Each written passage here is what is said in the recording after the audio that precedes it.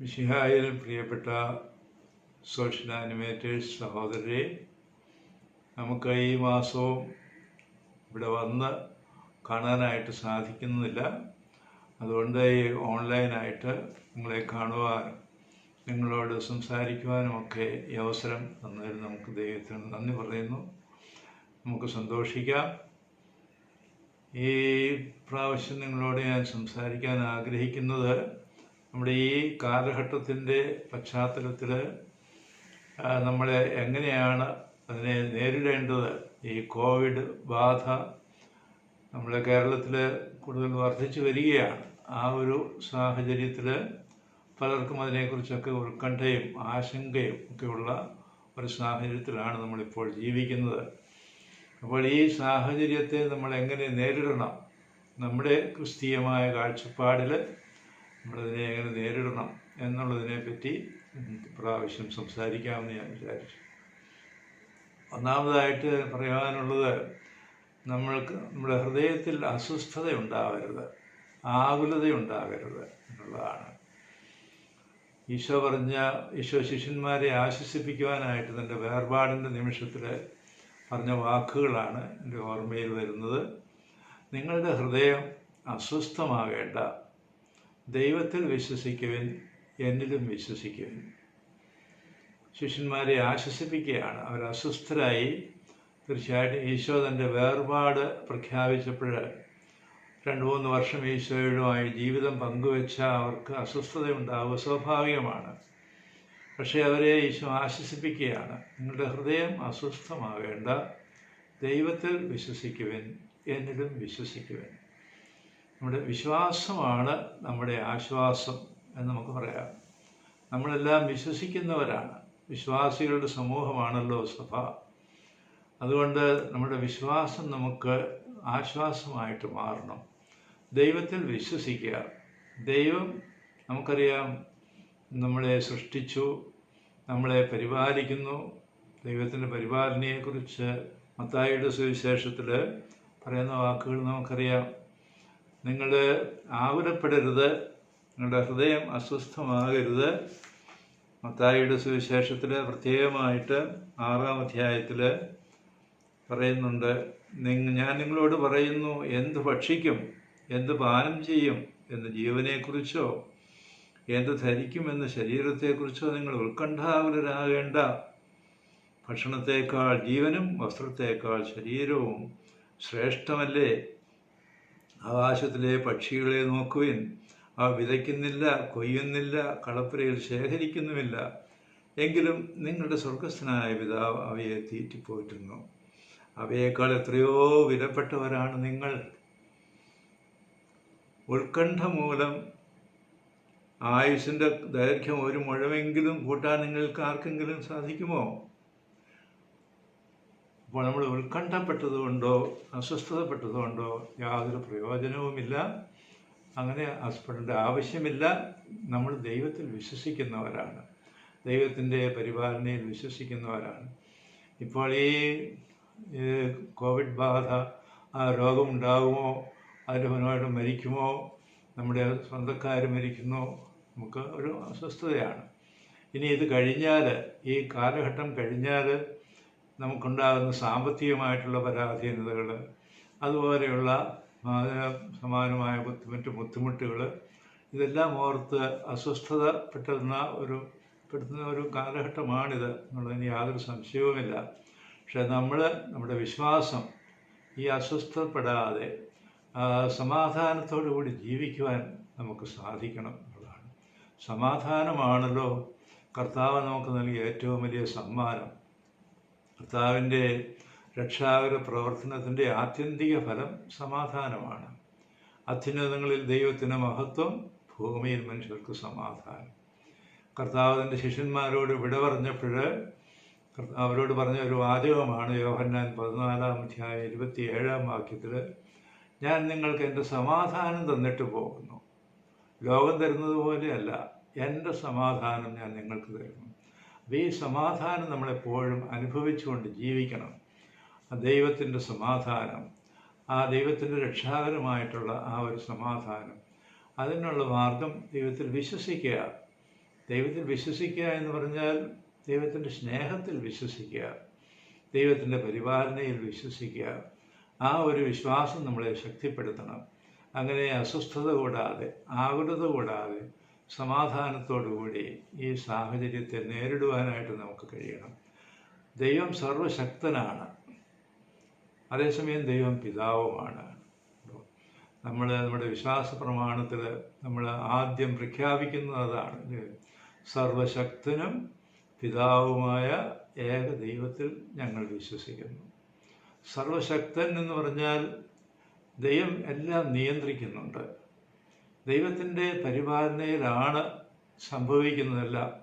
ഈ കൊറോണ ബാധയും അതിനോടനുബന്ധിച്ചുണ്ടാകുന്ന ബുദ്ധിമുട്ടുകളുമൊക്കെ ദൈവത്തിൻ്റെ പരിപാലനയിലാണ് സംഭവിക്കുന്നത്. ദൈവം അനുവദിക്കുന്നതാണ്, അതിന് യാതൊരു സംശയവുമില്ല. ആ ദൈവം സ്നേഹമാണ്, മനുഷ്യനെ സ്നേഹിക്കുന്ന ദൈവമാണ്. അതുകൊണ്ട് ദൈവം ഇത് അനുവദിക്കുന്നതിന് എന്തോ കാരണമുണ്ട്.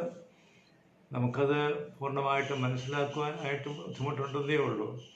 എന്തുകൊണ്ടാണ് ദൈവം അത് അനുവദിക്കുന്നത്? കാരണം മനുഷ്യനിൽ ചില മാറ്റങ്ങളൊക്കെ സംഭവിക്കേണ്ടതായിട്ടുണ്ട്. മനുഷ്യൻ്റെ വീക്ഷണത്തിൽ, മനുഷ്യൻ്റെ പെരുമാറ്റത്തിൽ, മനുഷ്യൻ്റെ ജീവിത ശൈലിയിൽ ഒക്കെ ചില മാറ്റങ്ങൾ സംഭവിക്കേണ്ടതായിട്ടുണ്ട്. മനുഷ്യൻ ഒരുപക്ഷെ ദൈവത്തെ മറന്ന്, അല്ലെ ദൈവത്തെ കരുതൽ എടുക്കാതെ ഒക്കെ ജീവിക്കുന്ന ഒരു സാഹചര്യം കൂടുതലായിട്ടുണ്ടാകുന്നുണ്ട്, ഇന്നുണ്ടായിട്ടുണ്ട് എന്ന് നമുക്കറിയാം. അവൻ സ്വയം ഇങ്ങനെ അവനിൽ തന്നെ ആശ്രയിച്ചുകൊണ്ട്, വെറും മാനുഷികമായ കഴിവുകളിൽ ആശ്രയിച്ചുകൊണ്ട് മുന്നോട്ട് പോകുന്ന ഒരു സ്ഥിതിവിശേഷം, അത് നല്ലതല്ല അവനെ സംബന്ധിച്ചിടത്തോളം. കാരണം അവൻ്റെ ആത്യന്തിക ലക്ഷ്യം സാധിക്കാതെ പോകും. അങ്ങനെ ദൈവത്തെ മറന്ന് ജീവിച്ചാൽ ദൈവത്തോടുകൂടി ആയിരിക്കുകയും ദൈവത്തിൽ ചെന്നെത്തിക്കുകയും ആ ദൈവത്തിൽ സന്തോഷവും സമാധാനവും കണ്ടെത്തുകയും ചെയ്യുന്ന, നിത്യമായി കണ്ടെത്തുവാൻ വേണ്ടിയിട്ടാണ് അവൻ സൃഷ്ടിക്കപ്പെട്ടത്. ആ ലക്ഷ്യം സാധിക്കാതെ പോകും. അത് അവനെ ദൈവം സ്നേഹിക്കുന്നത് കൊണ്ടാണ് ആ രീതിയിൽ അവനെ സൃഷ്ടിച്ചത്, ആ രീതിയിൽ ഒരു ജീവിത ലക്ഷ്യം അവന് നൽകിയത്. അപ്പോൾ അതിലേക്ക് അവനെ കൊണ്ടുവരുവാൻ വേണ്ടി ഒരു ഒരു ഒരു ശിക്ഷണപരമായിട്ടുള്ള ഒരു സ്നേഹമാണ് ദൈവത്തിൻ്റേത്. ദൈവം പിതാവാണ്, സർവശക്തനാണ്, ദൈവം പിതാവുമാണ് എന്ന് പറയുന്നതിൻ്റെ അർത്ഥം എന്താണ്? പിതൃസഹജമായ ഒരു സ്നേഹം. പിതാവിൻ്റെ സ്നേഹം എന്ന് പറയുന്നത് വെറുതെ സ്നേഹിക്കാൻ വേണ്ടി സ്നേഹിക്കുകയല്ല, അവനെ നല്ല മക്കളെ വളർത്താൻ വേണ്ടിയിട്ട് ഉള്ള ശിക്ഷണപരമായ ഒരു സ്നേഹമാണ്. ഡിസിപ്ലിനറി ലവ് എന്ന് പറയും. ആ ശിക്ഷണം നൽകുന്നതിന് വേണ്ടിയാണ്, അതിന് ഉതകത്തക്ക വിധത്തിലുള്ള ഒരു സ്നേഹമാണ്. അപ്പോൾ ചിലപ്പോൾ ശിക്ഷിച്ചെന്ന് വരും, ശിക്ഷ കൊടുത്തെന്ന് വരും, അല്ലയോ? നമ്മുടെ വിശ്വാസത്തിലൂടെ നമുക്ക് സഹനത്തിന് കാരണമായി തീർന്ന ആ പശ്ചാത്തലം, അത് ഈ ശിക്ഷണത്തിൻ്റെ ഒരു സ്വഭാവമാണ് അതിനുള്ളത് എന്ന് എബ്രായർക്ക് എഴുതിയ ലേഖനത്തിൽ 12-ാം അധ്യായത്തിൽ പറയുന്നുണ്ട്. നമുക്ക് ചുറ്റും സാക്ഷികളുടെ വലിയ സമൂഹമുള്ളതിനാൽ നമ്മെ വിഷമിപ്പിക്കുന്ന ഭാരവും പാപവും നമുക്ക് നീക്കിക്കളയാം. നമുക്കായി നിശ്ചയിച്ചിരിക്കുന്ന ഈ ഓട്ടപ്പന്തയം സ്ഥിരോത്സാഹത്തോടെ നമുക്ക് ഓടി തീർക്കാം. വിശ്വാസ ജീവിതം എന്ന് പറയുന്ന ഒരു ഓട്ടപ്പന്തയമാണ്. ഈ ലോകമാകുന്ന ജീവിതത്തിലൂടെ നമ്മൾ ഓടുകയാണ്, നിത്യജീവിതത്തിലേക്കുള്ള ഒരു ഓട്ടമാണ്. അത് സ്ഥിരോത്സാഹതയോടെ നമുക്ക് ഓടിത്തീർക്കാം. നമ്മുടെ വിശ്വാസത്തിൻ്റെ നാഥനും അതിനെ പൂർണ്ണതയിൽ എത്തിക്കുന്നവനുമായ ഈശോയെ മുന്നിൽ കണ്ടുകൊണ്ട് വേണം നാം ഓടാൻ. അവൻ തനിക്കുണ്ടായിരുന്ന സന്തോഷം ഉപേക്ഷിച്ച് അവമാനം വകവയ്ക്കാതെ കുരിശ് ക്ഷമയോടെ സ്വീകരിച്ച് ദൈവസിംഹാസനത്തിൻ്റെ വലത്ത് ഭാഗത്ത് അവൻ അവരോധിക്കപ്പെടുകയും ചെയ്തു. ആകയാൽ മനോധൈര്യം അസ്തമിച്ച് നിങ്ങൾ തളർന്നു പോകാതിരിക്കാൻ വേണ്ടി അവൻ തന്നെ എതിർത്ത പാപികളിൽ നിന്ന് എത്രമാത്രം സഹിച്ചെന്ന് ചിന്തിക്കുന്നുണ്ടോ? അപ്പോൾ പിതാവ് ഏറ്റവും അധികം സ്നേഹിക്കുന്നത് തൻ്റെ പുത്രനെയാണ്. ആ പുത്രനെ സഹിക്കാൻ അനുവദിച്ചു. നമ്മുടെ വിശ്വാസത്തിൻ്റെ നായകനായി തീരാൻ വേണ്ടിയാണ്. നമുക്ക് എങ്ങനെയാണ് നാം വിശ്വാസം ജീവിക്കേണ്ടത് എന്ന് നമുക്കൊരു മാതൃക തരാൻ വേണ്ടിയിട്ടാണ്. ആ വിശ്വാസം സഹനം ഉള്ള ഒരു ജീവിതമാണ് വിശ്വാസ ജീവിതം എന്ന് പറയുന്നത്. എന്താണ് ആ സ്നേഹത്തിൽ നിലനിൽക്കാൻ എന്തെല്ലാം അതിന് തടസ്സം സൃഷ്ടിക്കുന്ന സാഹചര്യങ്ങളുണ്ടായാലും ആ ദൈവസ്നേഹത്തിലും പരസ്നേഹത്തിലും നിലനിന്നുകൊണ്ട് മുന്നോട്ട് പോകുവാൻ, അതാണല്ലോ വിശ്വാസ ജീവിതം എന്ന് പറയുന്നത്. അതിന് ദൈവം അനുവദിച്ചു. പിതാവ് പുത്രനെ ആ സഹനത്തിലൂടെ നടത്തിവിട്ടു. അപ്പോൾ ആ പുത്രനാണ് നമ്മുടെ വിശ്വാസത്തിൻ്റെ നായകൻ. ആ നായകനെ മുന്നിൽ കണ്ടുകൊണ്ട് നാം ഈ വിശ്വാസത്തിൻ്റെ ഓട്ടം നടത്തണമെന്നാണ് എബ്രായർക്ക് എഴുതിയ ലേഖനം പറയുന്നത്. ആകയാൽ മനോധൈര്യം അസ്തമിച്ച് നിങ്ങൾ തളർന്നു പോകാതിരിക്കാൻ വേണ്ടി അവൻ തന്നെ എതിർത്ത പാപികളിൽ നിന്ന് എത്രമാത്രം സഹിച്ചെന്ന് ചിന്തിക്കുവിൻ. പാപത്തിനെതിരായുള്ള സമരത്തിൽ നിങ്ങൾക്ക് ഇനിയും രക്തം ചൊരിയേണ്ടി വന്നിട്ടില്ല. നിങ്ങളെ പുത്രന്മാരെന്ന് അഭിസംബോധന ചെയ്തുകൊണ്ടുള്ള ആ ഉപദേശം നിങ്ങൾ മറന്നുപോയോ? എൻ്റെ മകനെ, കർത്താവിൻ്റെ ശിക്ഷണത്തെ നീ നിസ്സാരമാക്കരുത്. അവൻ ശാസിക്കുമ്പോൾ നീ നഷ്ടധൈര്യനാകുകയും അരുത്. താൻ സ്നേഹിക്കുന്നവന് കർത്താവ് ശിക്ഷണം നൽകുന്നു. മക്കളായി സ്വീകരിക്കുന്നവരെ പ്രഹരിക്കുകയും ചെയ്യുന്നു. ശിക്ഷണത്തിന് വേണ്ടിയാണ് നിങ്ങൾ സഹിക്കേണ്ടത്. മക്കളോടെന്ന പോലെ ദൈവം നിങ്ങളോട് പെരുമാറുന്നു. പിതാവിൻ്റെ ശിക്ഷണം ലഭിക്കാത്ത ഏത് മകനാണുള്ളത് എന്ന്. അപ്പോൾ തീർച്ചയായും നമുക്ക് ഈ ദൈവത്തിൻ്റെ സ്നേഹത്തിലും പരിപാലനയിലും നമ്മൾ വിശ്വസിക്കുകയും അതേസമയം ഉണ്ടാകുന്ന ആ ബുദ്ധിമുട്ടുകൾ അതിനെ ക്ഷമയോടുകൂടി ശാന്തമായിട്ട് അതിനെ നേരിടുവാനും നമുക്ക് സാധിക്കേണ്ടതുണ്ട് എന്നാണിത് നമ്മെ ഓർമ്മിപ്പിക്കുന്നതാണ്. ഇപ്പോൾ ദൈവം ബുദ്ധിമുട്ടുകൾ അനുവദിക്കും. ഉദാഹരണത്തിന് കുരുടനായ ഒരു മനുഷ്യനെ കർത്താവ് സുഖപ്പെടുത്തുന്ന രംഗമുണ്ട് യോഹന്നാൻ്റെ സുവിശേഷത്തിൽ. കുരുടന് അവനെ കണ്ടപ്പോൾ ശ്ലീഹന്മാർ ചോദിച്ചു, ഗുരു, ഇവൻ ഈ അന്ധനായി പിറന്നത് എന്തുകൊണ്ടാണ്? അവൻ്റെ പാപമോ മാതാപിതാക്കന്മാരുടെ പാപമോ എന്നൊക്കെയാണ് അവർ ചോദിച്ചത്. അവരെ ശ്ലീഹന്മാർ യഹൂദ സമൂഹത്തിൽപ്പെട്ടവരായിരുന്നല്ലോ. അവരുടെ ആ ധാരണ അതാണ്, പാപത്തിൻ്റെ ഫലമാണ് രോഗം എന്നവർ ചിന്തിച്ചു. അതിന് ഈശോ പറഞ്ഞ മറുപടി എന്താണെന്നറിയാമോ? ഈശോ മറുപടി പറഞ്ഞു, ഇവൻ്റെയോ ഇവൻ്റെ മാതാപിതാക്കന്മാരുടെയോ പാപനിമിത്തമല്ല, പ്രത്യുത ദൈവത്തിൻ്റെ പ്രവൃത്തികൾ ഇവനിൽ പ്രകടമാകേണ്ടതിനാണ്. ദൈവത്തിൻ്റെ പ്രവൃത്തികൾ ഇവനിൽ പ്രകടമാകേണ്ടതിനാണ്. ദൈവത്തിൻ്റെ പ്രവൃത്തികൾ എങ്ങനെയാണ് അവനിൽ പ്രകടമായത്? ഈശോ അവനെ സുഖപ്പെടുത്തി. ഉണ്ടോ? ഈശോ അവനെ സുഖപ്പെടുത്തി. അവന് ബാഹ്യമായ കാഴ്ച കൊടുത്തു. മാത്രമല്ല, പിന്നീട് അവസാനം അവന് വിശ്വാസമാകുന്ന കാഴ്ചയും കൊടുത്തു. അവൻ ചോദ്യം ചെയ്യപ്പെട്ടു, നിന്നെ ആരാണ് സുഖപ്പെടുത്തിയത്? ആരാണ് നിന്റെ കണ്ണ് തുറന്നത്? അവൻ പറഞ്ഞു, ഈശോയാണ്. അവനെ പിടിച്ചു നിന്നു. മറിച്ചും തിരിച്ചുവിട്ട് അവനെ ചോദ്യം ചെയ്തിട്ടും അവൻ പിടിച്ചു നിന്നു. എന്നിട്ട് അവസാനം ഈശോ അവനെ കണ്ടു. നീ മനുഷ്യപുത്രനിൽ വിശ്വസിക്കുന്നുവോ എന്ന് ചോദിച്ചു. ഉടനെ അവൻ പറഞ്ഞു, ആരാണ് ഈ മനുഷ്യപുത്രൻ? ഉടനെ ഈശോ പറഞ്ഞു, നിന്നോട് സംസാരിക്കുന്ന ഞാൻ തന്നെയാണ് എന്ന് പറഞ്ഞപ്പോൾ, കർത്താവേ, ഞാൻ നിന്നെ വിശ്വസിക്കുന്നു. കർത്താവേ എന്ന് വിളിച്ചാണ്. അതായത് വിശ്വാസത്തിൻ്റെ ഒരു വലിയ പ്രഖ്യാപനം അവൻ നടത്തി. അപ്പോൾ ശാരീരികമായ കാഴ്ചയില്ലാത്ത ആ മനുഷ്യൻ അവൻ ആ ശാരീരികമായി കണ്ടു, ആധ്യാത്മികമായും കാണുന്നവനായിട്ട് മാറി. നോക്കണം, ദൈവത്തിൻ്റെ മഹത്വം, ദൈവത്തിൻ്റെ പ്രവർത്തനങ്ങൾ അവിടെ പ്രകടമാകുകയാണ്. ഇതുപോലെ നമുക്കും ബുദ്ധിമുട്ടുകളൊക്കെ ഉണ്ടാകുമ്പോൾ നമ്മൾ ഇത് നമ്മുടെ പാപത്തിൻ്റെ ഫലമാണ് എന്നൊക്കെ ചിന്തിച്ച് നിരാശപ്പെടാതെ ഇത് ദൈവത്തിൻ്റെ മഹത്വം പ്രകടമാക്കുവാനുള്ള ഒരു അവസരമാണ്. ദൈവത്തിൻ്റെ സ്നേഹത്തിൻ്റെ പ്രകടനം. ഇപ്പോൾ തന്നെ നമുക്കിപ്പോൾ കോവിഡ് ബാധയൊക്കെ ഉണ്ടായപ്പോൾ എത്ര പേരാണ് സഹായിക്കാനായിട്ട് പോകുന്നത്? സഭയാണെങ്കിൽ ഈ കോവിഡ് ബാധയിൽ നിന്നും മനുഷ്യനെ രക്ഷിക്കാനായിട്ട്, അവനെ സംരക്ഷിക്കാനായിട്ട് എന്തെല്ലാം സ്നേഹത്തിൻ്റെ പ്രവർത്തനങ്ങളാണ് നൽകിക്കൊണ്ടിരിക്കുന്നത്. അതൊക്കെ തീർച്ചയായിട്ടും ഒരു അടയാളമാണ്.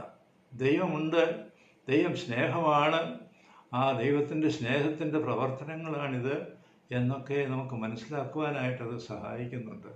അപ്പം അതുകൊണ്ട് ഈ ബുദ്ധിമുട്ടുകളും രോഗങ്ങളും ക്ലേശങ്ങളും അതിൻ്റേതായ ദുരിതങ്ങളുമൊക്കെ സംഭവിക്കുമ്പോൾ നമ്മൾ ദൈവം ഇത് അനുവദിക്കുന്നത് ദൈവത്തിൻ്റെ സ്നേഹം പ്രകടമാക്കുവാൻ വേണ്ടിയാണ്, ദൈവത്തിൻ്റെ മഹത്വം പ്രകടമാക്കുവാൻ വേണ്ടിയാണ് എന്ന് നാം വിശ്വസിക്കുകയും അത് ഏത് രീതിയിലാണ് പ്രകടമാക്കേണ്ടത്, നമ്മൾ പ്രകാശമായി തീർന്നുകൊണ്ടാണ് അത് നടത്തുന്നതാണ് പറയുന്നത്. സഭ ഈശോ ഇവിടെയാണ് പറയുന്നത്, ഞാൻ ലോകത്തിൻ്റെ പ്രകാശമാകുന്നെന്ന് പറയുന്നത് ഇവിടെയാണ്.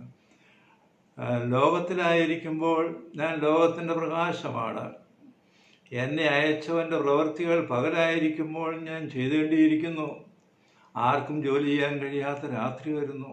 ഇത് പറഞ്ഞിട്ട് അവൻ നിലത്ത് തുപ്പി തുപ്പൽ കൊണ്ട് ചെളിയുണ്ടാക്കി അവൻ്റെ കണ്ണുകളിൽ പൂശി. എന്നിട്ട് അവനോട് പറഞ്ഞു, നീ പോയി ശിലോഹ കുളത്തിൽ കഴുകുക. അവൻ പോയി കഴുകി കാഴ്ചയുള്ളവനായി തിരിച്ചു വന്നു. കണ്ടോ, ഞാൻ ലോകത്തിൻ്റെ പ്രകാശമാകുന്നു എന്ന് പറഞ്ഞുകൊണ്ടാണ് അവനെ സുഖപ്പെടുത്തുന്നത്. അതായത് ലോകത്തിൻ്റെ പ്രകാശം എന്ന് പറയുന്നത് ദൈവം പ്രകാശമാണ്. ആ പ്രകാശം ദൈവത്തിൽ വിശ്വസിക്കുന്ന സമൂഹത്തിലൂടെ ലോകം കാണണം, ദൈവത്തെ കാണണം. കാണണമെങ്കിൽ എന്താണ്? അവർ സ്നേഹിക്കുന്നവരായി മാറണം.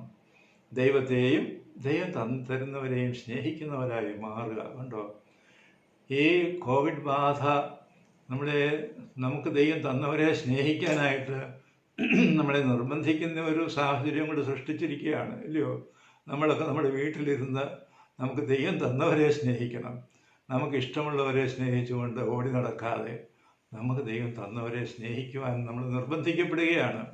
ഇതൊക്കെ വിശ്വാസത്തിൻ്റെ വെളിച്ചത്തിൽ കാണുവാൻ നമുക്ക് കഴിയണം.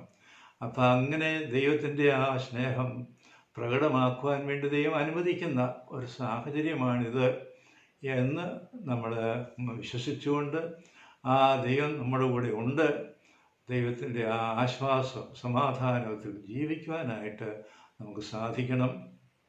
അതോടൊപ്പം ഈ പറഞ്ഞതുപോലെ ദൈവം നമ്മിൽ നിന്നും എന്താണ് ആവശ്യപ്പെടുന്നത്? ഈ സ്നേഹത്തിൻ്റെ ജീവിതം, ദൈവത്തെയും ദൈവം തരുന്നവരെയും നമുക്ക് സ്നേഹിച്ചുകൊണ്ട് ആ സ്നേഹത്തിൻ്റെ പ്രവർത്തനങ്ങൾ എന്തൊക്കെയാണ് നമുക്ക് ചെയ്യാൻ സാധിക്കുന്നത് എന്ന് ചിന്തിക്കുകയും അത് ചെയ്യുവാനായിട്ട് നാം പരിശ്രമിക്കുകയും ചെയ്യണം. ആ രീതിയിൽ നമുക്ക് ഈ സാഹചര്യങ്ങളെയൊക്കെ നേരിടാനായിട്ട് നമുക്ക് സാധിക്കും. ഇങ്ങനെ നമ്മൾ നേരിട്ട് കഴിയുമ്പോൾ വലിയ മാറ്റങ്ങൾ സംഭവിക്കും. ഞാൻ വിശ്വസിക്കുന്നത് ഇത് സഭയുടെ നവീകരണത്തിന് വേണ്ടിയാണ്. സഭയുടെയും ലോകത്തിൻ്റെയും മനുഷ്യകുലത്തിൻ്റെയും നവീകരണം എന്താണ്? അവരെ സ്വന്തത്തിലേക്ക് തിരിഞ്ഞ് അങ്ങനെ ജീവിക്കാതെ എനിക്ക് വേണ്ടി ആ ഒരു രീതിയിൽ സ്വാർത്ഥത വെടിഞ്ഞ് പൂർണ്ണമായും മറ്റുള്ളവർക്ക് വേണ്ടി ജീവിക്കുന്നവരായി മാറണം. സ്നേഹത്തിൻ്റെ ഒരു ജീവിതത്തിലേക്ക് അവർ കടന്നു വരണം. അത് സഭയാണ് അതിന് മാതൃക കൊടുക്കേണ്ടത്. സഭയാണ് ലോകത്തിൻ്റെ പ്രകാശം. ഈശോ ലോകത്തിൻ്റെ പ്രകാശമായതുപോലെ ഇന്ന് സഭ ലോകത്തിൻ്റെ പ്രകാശമായി മാറണം. അപ്പോൾ നമ്മൾ ഓരോരുത്തരും ഈശോയിൽ വിശ്വസിക്കുന്നവരായ നമ്മൾ ആ രീതിയിൽ ദൈവം ആഗ്രഹിക്കുന്ന രീതിയിൽ ദൈവത്തിൻ്റെ ആ പ്രവർത്തനങ്ങൾ ചെയ്യുന്നവരായി മാറിയാൽ, നമ്മൾ സ്നേഹിക്കുന്നവരായി മാറിയാൽ, നമുക്ക് പറ്റുന്നതോളം മറ്റുള്ളവരെ സഹായിക്കുക, നമുക്ക് ദൈവം തരുന്നവരെ സ്നേഹിക്കുന്നവരും അവർക്ക് ശുശ്രൂഷ ചെയ്യുന്നവരുമൊക്കെയായി മാറിക്കഴിയുമ്പോൾ നമ്മൾ ലോകത്തിൻ്റെ പ്രകാശമായി മാറും. അങ്ങനെ വരുമ്പോൾ നവീകരണം സംഭവിക്കും. സഭയുടെ നവീകരണം നടക്കും, സഭയിലൂടെ ലോകത്തിൻ്റെ നവീകരണം നടക്കും. ഇതാണ് ദൈവത്തിൻ്റെ പ്രവൃത്തികൾ പ്രകടമാകുക എന്ന് പറയുന്നതിൻ്റെ അർത്ഥം. അതാണ്. അപ്പോൾ ആ ഒരു ലക്ഷ്യം നമ്മൾ മുന്നിൽ കണ്ടുകൊണ്ട് ദൈവത്തിൽ വിശ്വസിച്ചുകൊണ്ട് സ്വസ്ഥതയോടുകൂടി സമാധാനത്തോടുകൂടി ഈ സാഹചര്യത്തെ നേരിടുവാൻ നമുക്ക് കഴിഞ്ഞാൽ തീർച്ചയായും നമ്മൾ ദൈവം പ്രതീക്ഷിക്കുന്ന ആ ഒരു വിധത്തിൽ ഇതിനെ നേരിടുവാനായിട്ട് നമുക്ക് സാധിക്കും. നമ്മുടെ അസ്വസ്ഥതകളും ആകുലതകളും ഒക്കെ മാറി നിൽക്കും. ഈ കോവിഡ് ബാധ അവസാനിക്കുകയും ചെയ്യും. നമുക്കറിയാം, സഭയുടെ ചരിത്രത്തിൽ കോവിഡ് ബാധകൾ ഉണ്ടായിട്ടുണ്ട്, ഈ മഹാമാരികൾ ഉണ്ടായിട്ടുണ്ട്, ഓരോ കാലഘട്ടത്തിലൊക്കെ ഉണ്ടായിട്ടുണ്ട്. അതിനെയെല്ലാം അതിജീവിച്ച് ലോകം മുന്നോട്ട് പോയില്ലേ? പോകും, അതിന് യാതൊരു സംശയവുമില്ല. പക്ഷേ നവീകരിക്കപ്പെട്ട് മുന്നോട്ട് പോകാനായിട്ട് സാധിക്കണം. ഇതൊക്കെ ആവശ്യമാണ്. ദൈവത്തിൻ്റെ പിതൃസഹജമായ ശിക്ഷണ സ്വഭാവമുള്ള സ്നേഹത്തിൻ്റെ പ്രവർത്തനങ്ങളാണിതെല്ലാം എന്നുള്ള ആ ഒരു ബോധ്യം നമുക്കുണ്ടാവണം. അപ്പോൾ ആ സ്നേഹത്തിന് നമ്മിൽ നിന്ന് എന്താണ് ആവശ്യപ്പെടുന്നത് ഇന്ന് എന്ന് നമ്മൾ മനസ്സിലാക്കാനായിട്ട് ശ്രമിക്കുക. തീർച്ചയായും നമ്മൾ പ്രാർത്ഥിക്കുക ദൈവത്തോട്. പ്രാർത്ഥന എന്ന് പറയുന്നത് സ്നേഹത്തിൻ്റെ ഒരു പ്രകാശനമാണെന്നാണ് പറയുന്നത്. Praying is loving. ഞാൻ എപ്പോഴും പറയുന്ന ഒന്നാണ്. പ്രാർത്ഥിക്കുക എന്ന് വെച്ചാൽ സ്നേഹിക്കുക എന്നാണ്. അപ്പം നമ്മൾ പ്രാർത്ഥിക്കണം. നമ്മൾ വെറും യാചനാ പ്രാർത്ഥനകൾ മാത്രമല്ല, ദൈവത്തിൻ്റെ ഈ പ്രവർത്തനങ്ങളെല്ലാം ദൈവത്തിൻ്റെ ഈ പ്രവർത്തനങ്ങൾ പ്രകടമാക്കുന്നതിനൊക്കെ ദൈവത്തിന് നന്ദി പറയണം, ദൈവത്തെ മഹത്വപ്പെടുത്തണം, ദൈവത്തെ സ്തുതിക്കണം.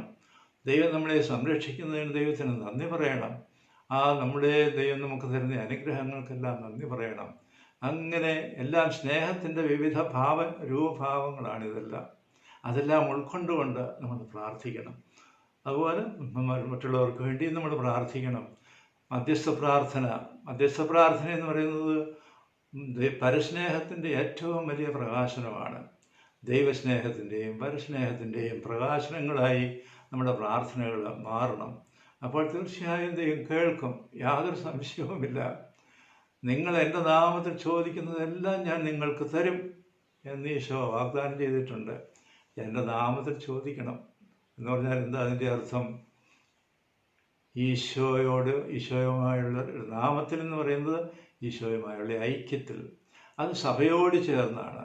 ഇന്ന് ഈശോ ജീവിക്കുന്നത് സഭയിലാണ്, നമുക്കറിയാം. അതുകൊണ്ട് ആ സഭയോട് ചേർന്ന് നമ്മൾ ഈ പ്രാർത്ഥനകൾ ദൈവത്തിൻ്റെ മുമ്പിൽ അർപ്പിച്ചുകൊണ്ട് ആ രീതിയിൽ ദൈവസ്നേഹത്തിൻ്റെ പ്രകാശനം നമുക്ക് നൽകാം. അതോടൊപ്പം അതിൻ്റെ അവശ്യ ഘടകമായ പരസ്നേഹത്തിൻ്റെ പ്രവർത്തനങ്ങൾ നമുക്ക് നമ്മുടെ കഴിവനുസരിച്ച് നമുക്ക് ചെയ്യാനായിട്ട് പരിശ്രമിക്കാം. അങ്ങനെ ആ രീതിയിൽ ഈ കോവിഡ് കാലഘട്ടത്തെ നേരിടാനായിട്ട് നമുക്ക് സാധിക്കണം.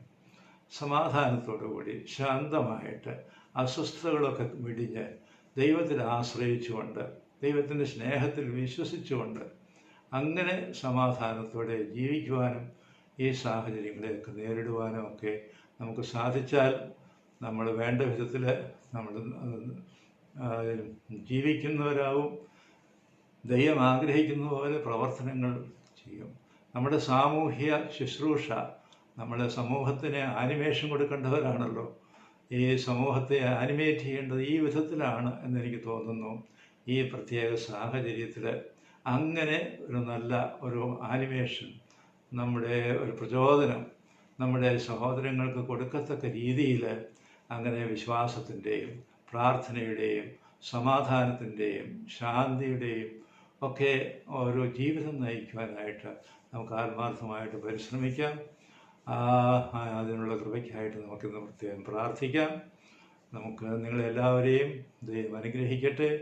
അസ്വസ്ഥതകളൊന്നും കൂടാതെ ശാന്തമായിട്ട് ഈ സാഹചര്യങ്ങളെയൊക്കെ നേരിടുവാനും അങ്ങനെ നമ്മിൽ ദൈവം ആഗ്രഹിക്കുന്ന രീതിയിൽ ദൈവത്തിൻ്റെ ആ സ്നേഹത്തിൻ്റെതായ പ്രവർത്തനങ്ങൾ പ്രകടമാകത്തക്ക വിധത്തിൽ നമുക്ക് ജീവിക്കുവാനും നമുക്ക് ആത്മാർത്ഥമായിട്ട് ശ്രമിക്കാം.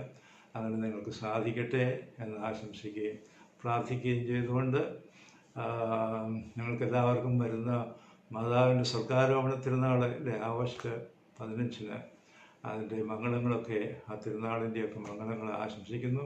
മാതാവ് തീർച്ചയായും നമ്മുടെ കൂടെ ഉണ്ട്. സഭയുള്ളിടത്ത് മാതാവുണ്ട്, ഈശോയുള്ളിടത്ത് മാതാവുണ്ട്, ഇല്ലയോ? മാതാവില്ലാതെ ഈശോ ഇല്ല, മാതാവില്ലാതെ സഭയില്ല. അപ്പം നമ്മുടെ ഈ ജീവിതം എപ്പോഴും മാതാവിനോട് ചേർന്നുകൊണ്ടാണ്.